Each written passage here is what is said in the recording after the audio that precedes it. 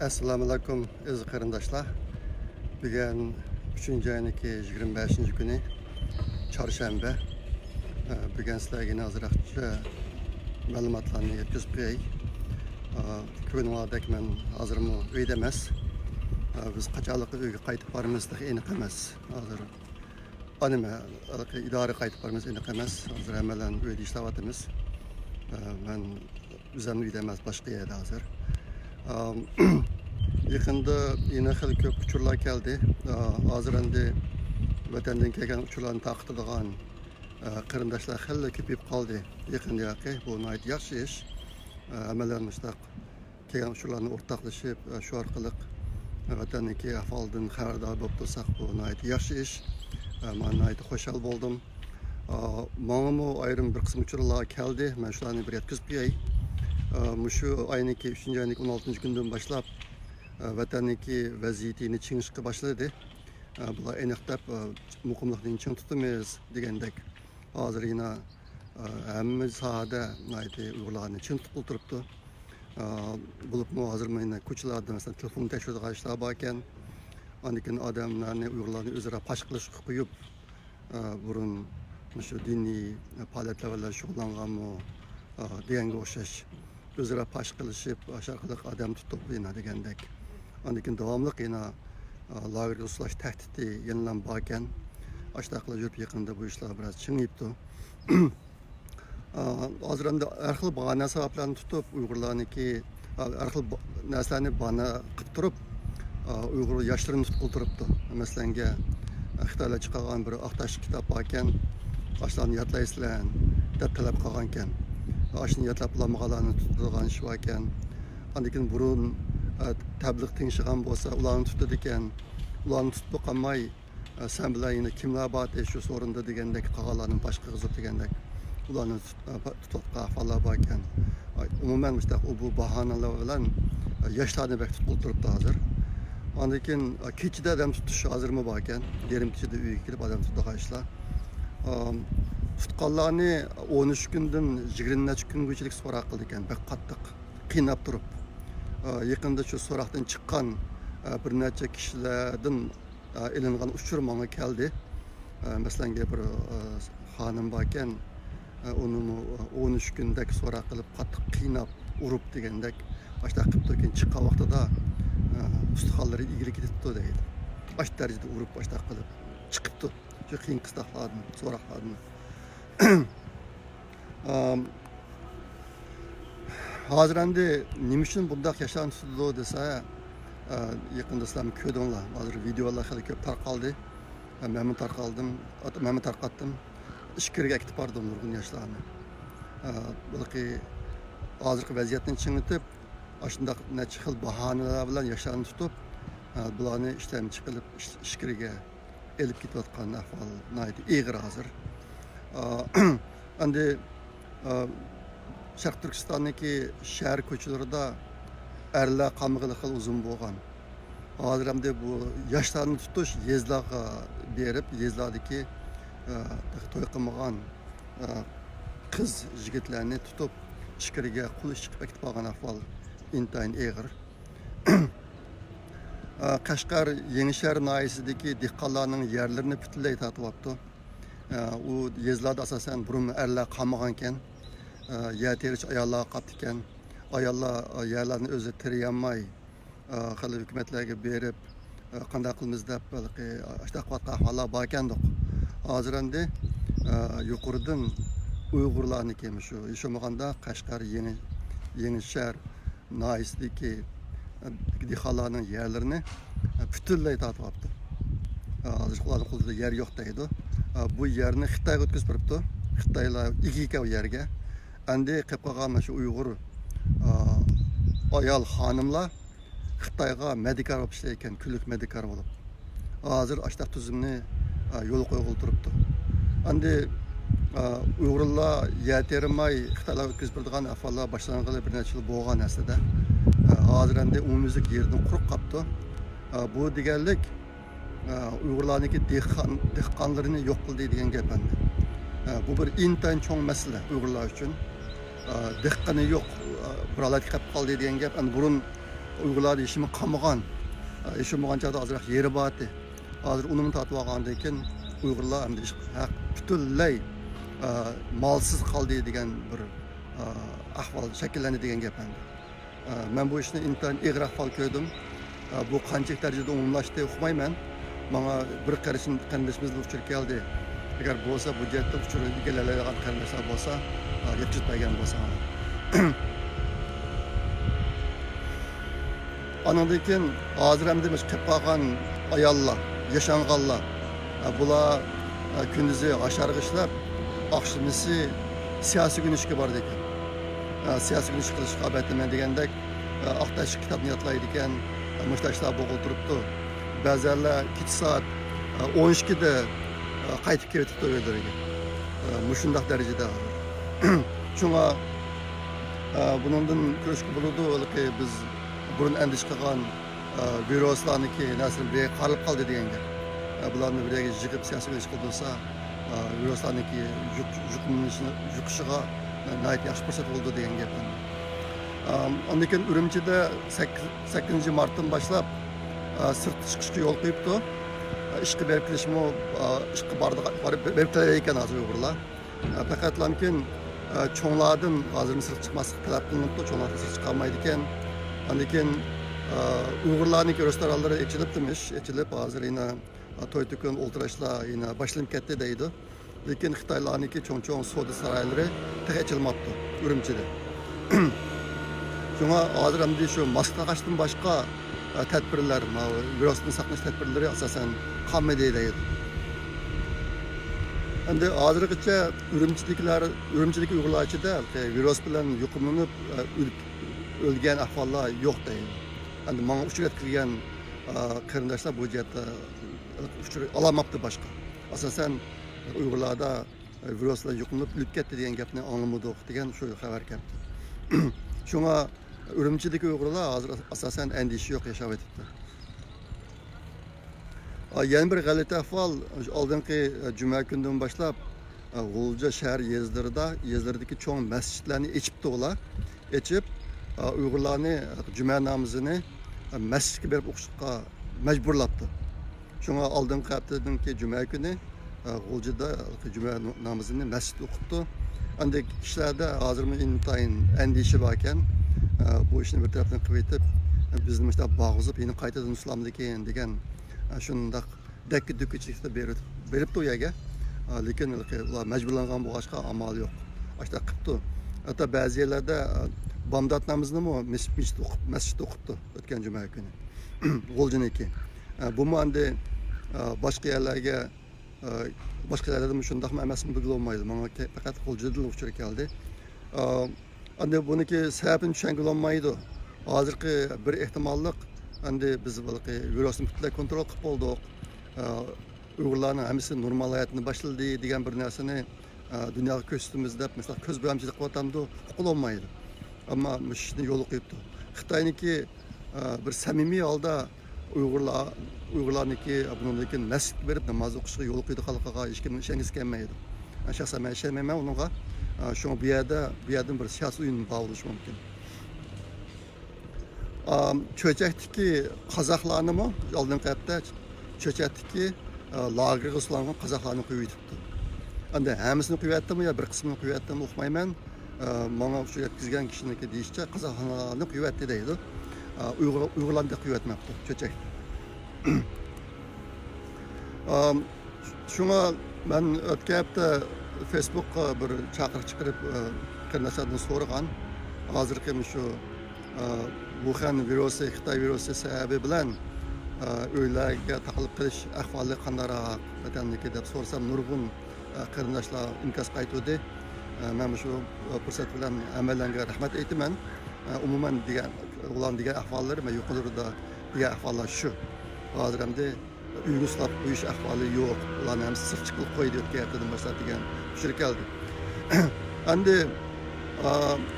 tünügün 2 kunning oldida bu RFA'niki, Erkin Asar Radyosu'niki İngilizce programmasida bir xabar chiqdi. Bizning vatanniki bir nayisidagi lagerlar ushlangan Uyg'urlarniki bir qismini turmuga yo'tkab, qolganini ichkariga olib kirib, shuning ashta qilib shu lagerni qurg'dabdi, lagerda odam qolmabdi degan bir xabar chiqdi inglizcha. Men buni degan xil uzun bo'ldi, bir yildek bo'lib qolgan. Şu an 6 aydak oldu deb o'ylayman. Şu lagerdagi Uyg'urlarni bir qismini naydi opchi kesib, turma akitib qolganligini, hani ichkariga Uyg'urlarni akitish, lagerni Uyg'urga ichkariga akitish 2017-yilda boshlangan. Men bu 2018-yillari zaman so'zgal leksiyalarda, hamil yerlarda bu narsani tilga keldim. Hozir endi zodi bizning vatanda nemish bo'ldi degan narsani biroz ko'gil bo'ldi. Qanday bir ahvol bo'ldi degan narsani. Bular dastlabda hammalarni lagerga sulab, ularniki ichidagi bir qismini ichkariga ketdi. Mana bu Zimiston degan jurnalniki e'lon qilishida Xitoy hukumati 500 ming Uyg'urni ichkariga o'tkazishni qaror qildi degan dekret chiqqan 2018-yilda. Shu chaqlarda Urumchidan ichkariga mangdigan poyezdlarni butunlay to'xtab, yo'lovchilar poyezdi to'xtab ketdi degan xabarlar chiqdi. Amaliyotda yo'lovchilar poyezdi to'xtagan bilan o poyezdlarning hammasini odam to'shib ishlatgan bo'ladi. Shu chaqda boshlangan bu ish. Endi Zimiston jurnalining e'lon qilgani 500 ming. Lekin mening farzimcha bu odamlar soni 1 milliondan oshadi. Shu vaqtlardan boshlab ichkariga ketganlar qanday odamlar desanglar, imoni intayin kuchli, diniy e'tiqodi intayin kuchli kishilar. Hamish Allah'ın taqdiri bo'yicha bo'ladi deydigan, o'limdan qo'rqmaydigan ashtaq Uyg'urlar. Shu Uyg'urlarni bular eng dastlabdalamkin maxfiy ishlarga to'shib bularni 3 narsa bilan yo'q qildi bularni. Birisi shu ichki a'zo savdosi. Ichki a'zo savdosiga ishlatgan Uyg'urlar sab mushtaq Uyg'urlar. Birinchi turkumda ketgan. İkincisi shu biologiyalik tajribalarga ishlatgan Uyg'urlar. Bu biyologiyalik tajriba to'g'riliq ancha-muncha narsa chiqdi, lekin bakkanra masala qaradi. Lekin shu Xitoylar hargiz odam ishlatsa yaxshiroq bo'ladigan tajribaga hargiz hayvon ishlatmaydi bular. Nima ish degan chog'da hozir 5 milliondek Uyg'urni sulib olgandan keyin bular ularning hammasiniki DNA uchurlarini ep bo'lgandan keyin azan to'xtaydi bu odamni o'ldirib bilan tajriba qilish. Shunga ishlarga Uyg'urlarni ishlatdi deb o'ylayman men. Üçüncüsü, ichkariga qolgan Uyg'urlarni kamplamda qirg'inchilik qilish ahvoli bo'ldi. Menga bir yerdan kelgan bu uchur, hozir mushuni qilyotdi. Uyg'urlarni hozir shu ichkariga olib borib, 50 dan 60larga besib, odam yo'qga olib borib, etib kun bitib bordi degan xabar kelgan. Shu chaqdagi xabarda ba'zi Xitoy askarlari etish qilmasa, askarni etib o'tgan qo'shiq. Saramobqa askarlarni etib o'tgan, tafsir kelgan. Shunga Uyg'urlar ichidagi yosh, qovul, diniy e'tiqodi kuchli, o'limdan qo'rqmaydigan mush bir turkum Uyg'urlarni mush yuqorida degan 3 narsa bilan yo'q qildi bular. Yo'q qildi. Endi hozir qilib qolganlarni turma yo'tkidi. Bu turma yo'tkashni biz bir vaqtida bir aniq uchur kelgan. Masalan, bir lagerda kuniga 500 dan odamni kesib atadi degan uchur kelgan. Bir kunda bir lagerda 500 dan odamni kesib atadi. Bular asosan jadval qarab turib kesish bo'lib ketgan. Ashta qilib ular yo'tkashga boshlagan. Endi bu bundan keyin chiqqan bu ingliz xabari qaragan chog'da bu xizmatlarni biroq oyoqlashibdi hozir.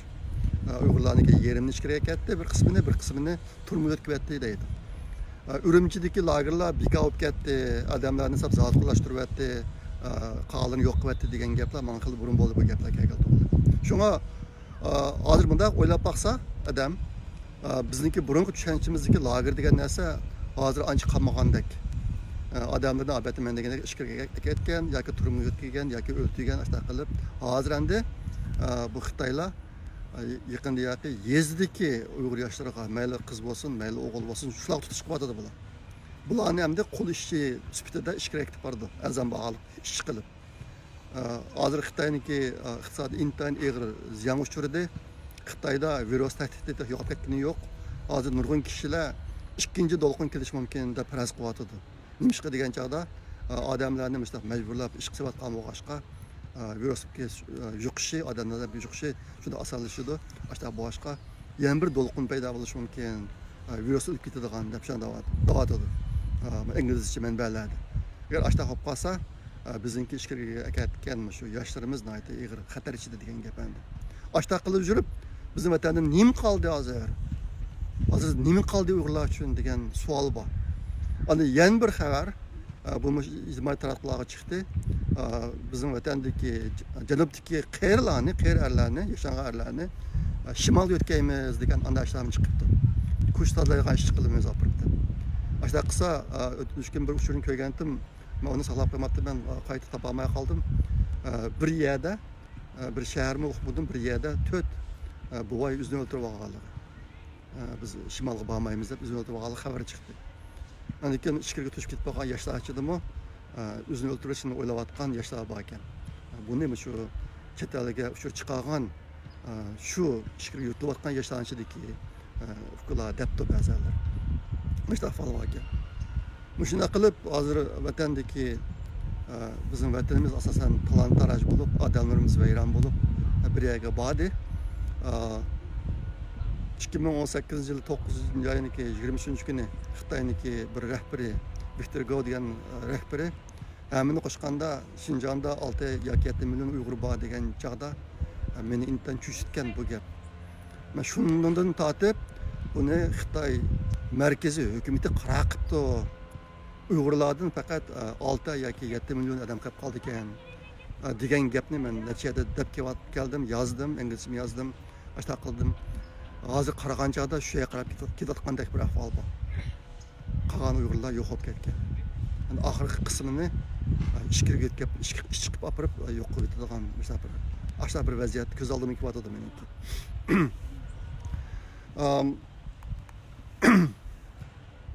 Shunday qilib meniki hozircha vatan haqida deganlarim shunchalik tugan. Bir qancha ishlar bor edi, qarindoshlarga deb qo'yilgan. Yaqindagi shu tutilib ketgan Uyg'ur sarxillarininki gapi zodi chiqmayapti, hech narsa chiqmayapti. Meniki oldingi necha oyning oldida kelgan uchurimda bularni soch o'rinlari tutib turyapti deb anglagan. Ularni turmuga muopamidi, lagerga makrimidi, ayrim bir yerda saqlayapti deb. Hozir bular qanday qolib ketdi, uqul bo'lmaydi. Bak jimjit bo'lib ketdi. Uyg'urlarning sarxillari bak jimjit bo'lib ketdi. Ashta bu boshqa men bu o'zimniki bilishib qotgan ziyoli do'stlarim bilan deyishib, shu Uyg'ur sarxillarininki tashviqotini qayta qilsak, ularniki rasmi, ismi, kasbi, qisqacha uchurlarini qaytadan taqitib, dunyoga buni bildirib tursak, orqali shularninki jinni qutqizib qolsak degan bir narsalarni deyishdik. Hozir bu Uyg'ur sarxillariniki eng mukammal tizimliki Abdulla Ayub inimizda bor. Bu Facebook'a pekti saqlayotdi buni. Men bilgan o'zimniki 3 Facebook'da bahrlab qo'ydim, o'rtoqlashib qo'ydim mashni. O tizimlikda 325 odam bor ekan. Ondan keyin Oslo'dagi Samat abla inimiz shu sarxillarniki hali ko'p qismini kirgizib video ishlagan burun. Bir yillarning oldida. Yaqinda endi qaytadan ishlab 30 daqiqa ancha tilga ilinmagan Uyg'ur sarxillarini kirgizib bir video ishladi, uni taqatdik. Oldingi bir yilning oldida ishlanaganda 100 ming ortiq odam bor ekan. Biz yaqinda shunaqa qaytadan qarab chiqmoqchi o'zgartib, bo'libmi balki quyib berilgan odamlar bo'lsa, uni chiqarib o'tib, uni tizimlikka kirmaganlar bo'lib qolsa, uni kirgizib, boshqa qilib, bu tizimlikni bir yangilayli deyishdik. Bu ish boshlanib bo'ldi hozir. Men bilgan 3 Facebook'da, o'zimniki Facebook hisobimda shu Abdulla Ayub inimizniki uchurini o'rtoqlashib qo'ydim. Qarindoshlar erinmay bir qarab baqsanglar tizimlikka. O'zingizlar biladigan kishilardan tushib qolganlar bormi? Yoki quyib berib, hozir tizimlikda tizimga kirib qolganlar bormi? Mushani deb bersanglar. Uni menga desanglarmi bo'ladi? Oslo'dagi Samat abla inimizga desanglarmi bo'ladi? Norvegiyadagi Abdulla Ayub inimizga desanglarmi bo'ladi? Xasmi desanglar bo'ladi? Ash tizimlikni bir yengilsak bir. Yengilab videoni qaytadan o'zgartib, uni qaytadan e'lon qilmoqchi, taqatmoqchi. Shunga mush ishqi bir yordam qilgan bo'lsanglar. Mushning ichida yana uchur to'liq emas bir necha qarindoshlarimiz bor ekan. Men bularni alayda tilga qo'yay. Agar mushlarni bildigan qarindoshlar bo'lsa, bizlar aloqalashsanglar. Salavat Moliya universitetidan, Urumchidagi Moliya universitetidan Salavat, Abdug'ani, Abdurum rayonlik muzeyxonadan bu ikkilisi G'ulja jeli yüzlükken bular to'g'riliq bularning tutilganligi aniqka, bularning tutilganligi aniqka, lekin hozircha konkret boshqa uchurlari yo'q. Bo'lsa, shuni bizni shuni tanlagan bo'lsanglar. Andan keyin Abduqayyim To'xtaji Ürümçi tecrübe otur maktabdan bu qarindishimiz tutilgan ekan, boshqa uchur yo'q hozir. Andan keyin shoirlardan G'ani Samat va Gulnisa Imin bular tutilgan, ammo ularning uchurlari yo'q. Agar shu qarindoshlar haqida uchurni bildigan qarindoshlar bo'lib qolsanglar, biz bilan aloqalashgan bo'lsanglar. Men degandek, men Samat Abdulla Ayub qaysimiz aloqalashsanglar bo'ladi, uchurni qis qilgan bo'lsanglar. Anda yine azraq falan deb qo'yay. Uyg'ur Project fondiniki ishlari nayti yaxshi ketyapti. Nayti men xo'shal uningga yaqinda ikki shu kitoblar saqlangan torbetidan ikkisiga yordam qildik. Elkitap.org bilan yong'in.net. Hozir yana bir torbeti bor, avlod tori, buni zamonla bilasizlar. Avlod torida nayti ko'p narsalar bor, yumshoq detallar. Hozir ham shularga yordam qilish haqida so'zlashyapmiz. Ahvolimizni qarab turib, bu ishni qilmoqchi. Andan keyin hozir Uyg'ur Project fondi 6 kitob uchun ishlayapti. Uniki birisi o'tgan haftada men tilga olgan Abdulla Ayub inimiz tayyorlagan bolalar uchun tayyorlangan tarix kitob, Uyg'ur tarix kitobi, Elipanning 3-qismi. Bu kitob hozir nashrda.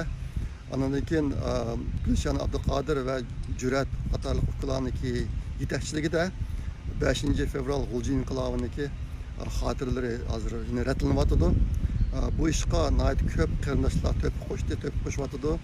Ajoyib, biz o'ylab boqmagan uchurlar hozir qizilyapti, o'tirib chiqyapti.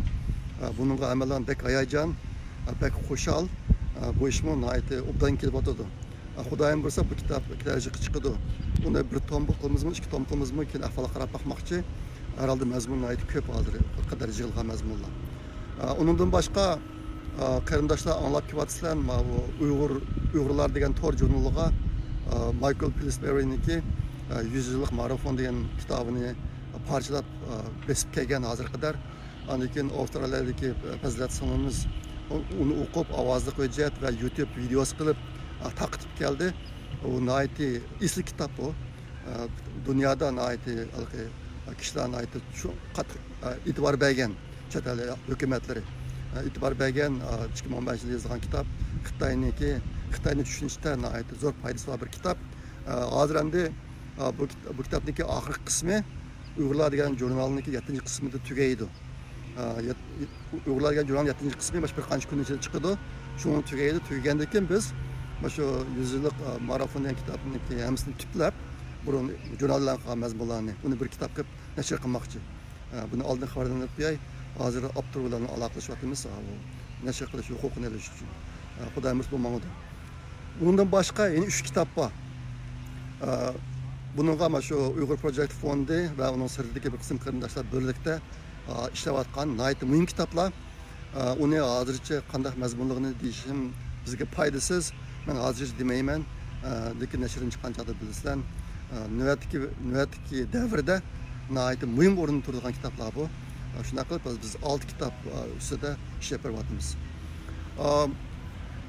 Bu men borgan sari oldashib ketbarman. Sizlar his qilgansizlar. Shunga ba'zi chog'larda kelgan uchurlarga bek vaqtida javob bermay, sal qiynalib yaqinda yoki. Men burun vatanning ishiga uch vaqtida vatandagilarga bir va'da qilgan. Menga xat yozsangiz 3 kun ichida javob berib bo'lmayman deb. Yaqinda sal uzrab ketib qolgan ahvollar bor. Apple qilsanglar, uniki butkul xizmatim bor. Undan boshqa bir torbetim bor, YouTube kanalim bor, Twitter hesabim bor. Üzem boshqarayotgan Facebook'tan to'yti bor. 3 Erkin Sidiq, yana birisi Uyg'ur Project fondiniki Facebook'i. Undan boshqa yana 2 inglizcha Facebook'ga sirtdan yordam qilyapman. Ashta qilib 6 Facebook hesabim bor. Yaqinda Twitter orqali ingliz tashviqotga internet kuchayapman. Men tunog'in bir qismini xulosalab Facebook chiqarib qo'ydim. Ehtimol bir qismini ko'rdinglar uni. Nimishqa degan chog'da biz dunyoga Uyg'urlarniki navbatdagi vaziyatini to'liq va to'g'ri yetkazmasak bo'lmaydi. Men shu sohada qilib kuchyapman yaqinda. Ashta bo'g'ashqa bak aldirishib ketib, u kelgan uchurlarni ba'zida ko'may qoldigan ahvollar yuz beryotidi. Bo'lsa apu qilsanglar. Ammo endi davomli vaqtida javob berishga tirishaman, Xudoyim bo'lsa. Eng oxiridagi bir parcha uchur men Facebook'ga chiqarib qo'ydim. Uyg'ur sistem gruppasidagi qarindoshlarniki yetakchiligida epirilgan bir ish bor. Abdullah Navat degan bir 6 yoshga kirmagan balamiz o'zi bir kompyuter o'yini yasab chiqibdi. Yaqinda shu o'yinni qanday yasab chiqqan jarayonni bu narsalarni bir video qilib Uyg'ur.sistemdan e'lon qildi. Uni men Facebook'ga chiqarib qo'ydim. Bu nayeti bir isil ish. Hozir shu Uyg'ur sistemini qilayotgan Mamtinovlar nayeti hayajon ichida nima ish qilasanglar, shu robot sinfini ichib, shu yoshlarni tashkil qilish jarayonida bu inlarimiz Uyg'urlarniki naqadar aqlliligini yangidan bayqavyotdi. Bayqayotib har qatım bir ish qilsa, shunchalik hayajonlanib, bizda ajoyib zo'r kuch bor ekan. Uyg'ur bolalarida deb shu narsani his qilyotdi, nayet qattiq kuchyapti. Bo'lsa buni sizlar kirib boqinglar, bolalarga foydalansa bo'ladi. Men bu narsalarni izchil turda ta'kidlab keldim. Ojiz millat qaysi kunga qoldiganligini hozir biz dunyoda hammadan bak his qilyapmiz. Boshqa har qanday millat qaragan chog'da biz qattiq his qilyapmiz. Shunga gerçi bizde şundak köp isil nesler bağ boğan bolsa-mı, til, din, medeniyet, örf-adet her qaysi jihatlerde biz özümüzni qo'dab qilishda bu qatim chandurdik. Bizniki nupsimiz Yahudilarning nupsidan ko'proq mening farazimcha. Ashundaq turib, hozir Yahudida dunyoni so'rayotdi, biz bo'lsa mushtaq bir jon talish holatiga qoldik. Shunga bir millat kuchli bo'lmasa, ko'rgan kunimiz shuki. O'tgangi videolarda men anchamish ta'kidlab qilyapman. Uyg'urlar bir musulmon millat, diniy ibodatlar yashagan millat. Buni davomlashtirish kerak. Bu hech kimga taqashmaydi, buni cho'qim qilish kerak. Lekin diniy faoliyatni, diniy o'qishni qolgan faoliyat, qolgan o'qishning o'rniga dastlab olsak, intayin xatolik o'tkazgan bo'lamiz. Turkiyada 50 mingdan ko'p Uyg'urlar bor. Biz kelgusida millatni saqlab qilishda bu 50 mingdan ortiq Uyg'ur qarindoshlar bir nayeti zo'r tanch kuch bo'lish kerak. Ashta bo'lish uchun cho'qim hozirdan boshlab yosh o'smirlarni nayeti kuchli tarbiyalashimiz kerak.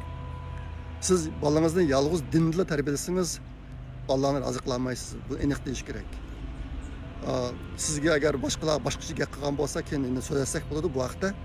Bu diniy ibodat o'zini yo'lga olmagan narsa, lekin Alloh insonni yaratgan chog'da asosligi boshqa ishlarni qilish yaratgan. Yasir Qoziniki deyishicha, har 1000 odamga birdan diniy ziyoli yoki diniy ulamo to'g'ri kelsa bo'ladi deydi. Butun kun xizmat qilgan. Har 1000 odamga birdan to'g'ri kelsa bo'ladi deydi. Shunga 50 ming odamga 50 ulamo bo'lsa bo'ldi degan gap bu. Undan boshqa odamlarniki butun kun din o'qib qanday umrini o'tkazishi bu to'g'ri emas, muvofiq emas. Bu bizdek bir millat kelgancha muvofiq emas bu. Shunga qarindoshlar bak o'ynayli bu vaqtda bolalarni faqatlam madrasadan berib faqatlam diniy o'qitgan ota-onalar o'yninglar. Kim bolalarga cho'ng bo'lsa, o'zini jini qanday boqadi? Ular millat uchun nima ish qilib beradi? Mushaqda azab o'ynab qo'yinglar. Diniy o'rgansin, men bu to'liq izchil turda buni taklif qilyapman. Lekin bu zamoniy bilimlarni o'qib bir kuchli odam, millat uchun bir yaramli odam bo'ldigan mundaq bir ishni hargiz fursatni qo'ldan berib qo'ymasin. Agar ashta qilmasak, bizning kunimiz texnik xatarlik kelgusida. Ma'qul, men buguncha shunday, kilar qatim ko'rishishga omon bo'linglar. Xayr xo'sh, Allohga omonat.